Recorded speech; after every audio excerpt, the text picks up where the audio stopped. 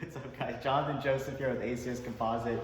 It's currently February 18th, 2020, and we have some exciting news for you. We just received our first lot of the 5VM ground effects package. If you don't know what 5VM is, it's the visible carbon fiber ground effects for the new C8 mid-engine Corvette, and it is right now currently pulled from all orders. So if you had originally ordered your 5VM option with your dealership, that got canceled. Maybe you're a lucky one that may have got it through, but they're no longer available. As I said, we did get our first allotment, so we're going to go over them today. We're going to show you what you would have had the order went through. So right now in front of us, we have the splitter invisible carbon fiber, and this thing is immaculate. It is honestly really gorgeous, and it is extremely lightweight. Joseph, maybe just give us a quick little rundown on how this particular piece is made versus some other ways of making carbon fiber. Well, right out of the box, we can tell that it's got a very glossy finish. So there's a very thick coat of clear. It makes me think very much like the ZR1s from the C6 and the C7. So it's a pre-preg carbon fiber. This one here, you can really tell they paid special attention to the carbon weave. I mean, you can even tell right in the middle here, they matched the left and the right side. Yeah. So it's like really like spectacular.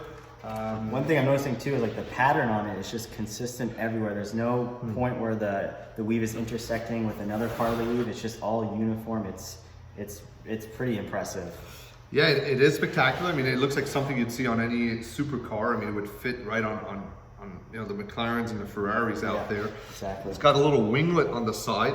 I think that's a little bit the master detail. It's finished on both sides. It's got a little seam right at the top.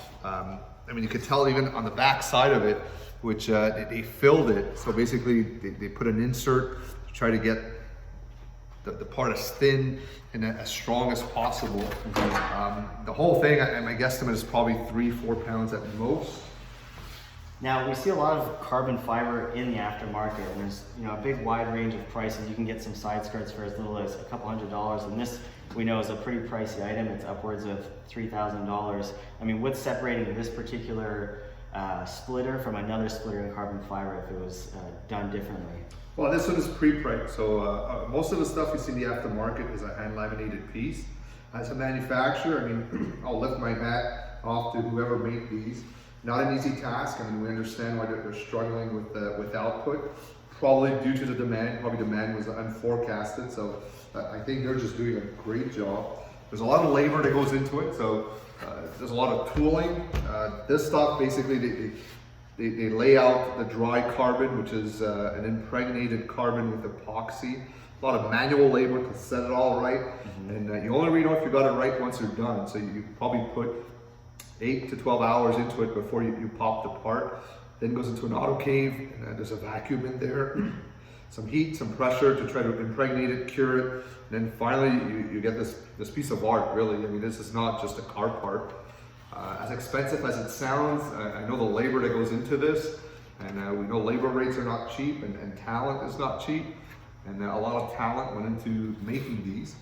So it's pretty spectacular. I mean, they're hard to come by, but we wanted one kit. We just wanted one for our personal vehicle, really. We wanted to start our benchmark development with what GM did and grow from it. And we lucked out. We had the opportunity to buy a lot. And right here in the garage, there's probably more than a dozen. Yep. So, we're just going to pass these on to our customers. And I believe those are spoken for as well, right? Everyone that we're looking at here is spoken for. So basically, we knew these were coming. We had a chance to sort of preview them before. We basically just put them on our site and gave our customers an opportunity to just take them on and make their cars back to what they were intended to be with the option. So these are it. It's a splitter. I mean, there's more. There's a side skirt that we should definitely take a look at. Just before we go there, let's go back to the winglet, because on the first one with the Z51 splitter you can get, it's just there's no winglets on it, but this one has an integrated winglet on it. What's sort of the significance of having a winglet on a splitter here? I mean, it's all about controlling the airflow in the front of the vehicle. We do have a Z51 spoiler, and we can tell the middle portion's the same. Yes. So this splitter, they tried to do a little bit of a driver aid on it. So most of these cars are probably going to get their adjustable air suspension, but you can see GM notched the front, and then they probably did this to improve the driving angle or the angle of attack of the vehicle. Yeah. Then on the side, this is where most of probably the aero work was done. You have the winglet on the side, and they're just basically trying to deflect the air to the side. The C8 has big intercoolers right here, so they're trying to scoop a lot of air into there, probably exhausting through the liners. But the winglet is really to get the air around the spinning wheels and keep things as fluid as possible. And it's a really nice design touch, and it matches the one in the back. It's got an undercut on it, which is another little design or manufacturing nightmare. So definitely the design team won with this one, and manufacturing's paying for it, yeah. which explains the price tag and the availability. Yeah, so for sure. We hope we see these a lot more on the road. I mean, it's a gorgeous part. I still get shocked every time I pick it up how extremely light this thing is, and it's a big piece. Like, it covers a lot of surface area, and you can just pick this up with your finger like it's nothing. It just shows you the technology they're putting into the C8. They're cutting weight corners everywhere, and they didn't spare anything when it came to the aero kit. Right. Let's take a look now at the side rockers, which I think are even more impressive probably, at least for me, than the front splitter. Again, this is just a huge piece, and it is just incredibly light. I mean, this can't weigh more than, I don't know, 5 pounds? That's my guess too. Yeah. I mean, this thing, the level of detail in this one too is just on point. And again, the weave is perfectly matched everywhere. There's, I mean, very little deviation, if any, in the pattern. I mean, in person you get to appreciate the shape of it. There's a little concave surface in the winglet. Yep, you see it right there. It's an overlay piece, so we've been scratching our head to see how GM intended these to go on. And you can see inside, there's a rocker that must be molded into the car, and there's two-way tape, and there's some rivets that go at the bottom of it. Yeah. You have the signature GM part number and manufacturer tag on the inside. So that's we always see that with everybody that worked on it.